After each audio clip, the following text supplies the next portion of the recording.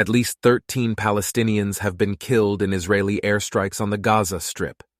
Palestinian officials said 6 women and 4 children were among the dead, along with 3 commanders of the militant group Islamic Jihad. Another 20 people were injured. Powerful explosions were heard throughout Gaza City and Rafah in the south of the Gaza Strip, causing panic among residents. In a statement, the Al-Quds Brigade, the military wing of Islamic Jihad, said resistance to Israel would continue the death in Israeli custody of an Islamic Jihad. Hunger striker last week was followed by a firing of hundreds of rockets from Gaza into Israel. Let's speak now to BBC's Middle East correspondent, Your Land. Now, what more can you tell us about this, Your Land? Well, the Israeli military started this wave of airstrikes at around 2 o'clock in the morning local time. It said that these were precise strikes and that they were carried out to target what it said was recent aggression by the Islamic Jihad militant group, and that 3 of its leaders were killed, as well as a number of weapons, manufacturing sites targeted now of those 3 leaders who were killed.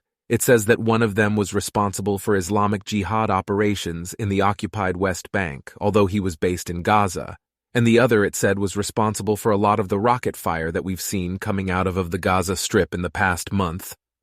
Both last week in response to the death of the Palestinian prisoner in Israeli jail who was on hunger strike. He was a member of Islamic Jihad himself, and there was also rocket fire during the Islamic holy month of Ramadan, following an Israeli raid on Al-Aqsa Mosque, now from health officials in Gaza.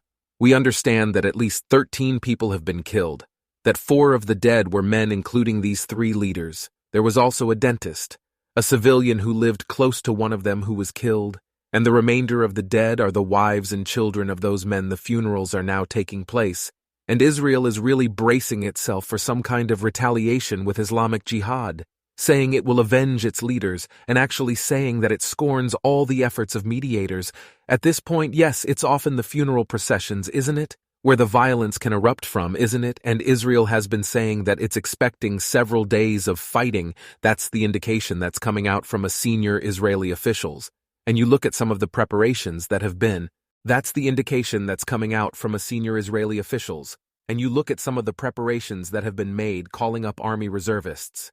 They have told, Israeli citizens who live close to the Gaza Strip that all schools are canceled, that they should prepare to stay close to bomb shelters.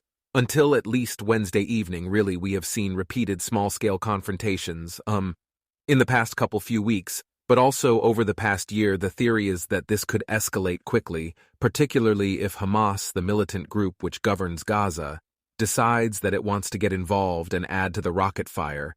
There was actually a threat from an Israeli cabinet minister talking to one of the radio stations here a short time ago where he said, if Hamas decides to do that, then its leaders could also be subject to what Israel calls targeted assassinations. Okay, thank you very much for now. That's Your Land. Now for us, they're live in Jerusalem.